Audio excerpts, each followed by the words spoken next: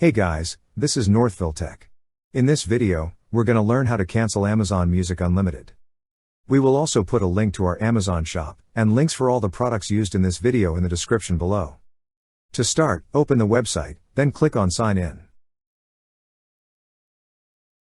Now, enter your email or mobile phone number. Then click on Continue. Next, enter your password. Then click on Sign In. Once you're signed in, you will see 3 horizontal stacked lines at the top left corner of the screen. Click on the 3 horizontal stacked lines. On the left side menu, you will see an option for Amazon Music. Click on Amazon Music.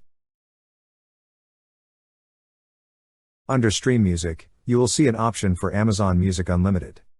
Click on Amazon Music Unlimited. Now at the upper right side of this page, you will see an option for Settings. Click on Settings. On this page, you will see a section for Subscription Renewal. Under Subscription Renewal, you will see an option for Cancel Subscription. Click on Cancel Subscription. A pop-up message will appear asking if you're sure to cancel the subscription or receive an email reminder. To proceed, click on Cancel Subscription.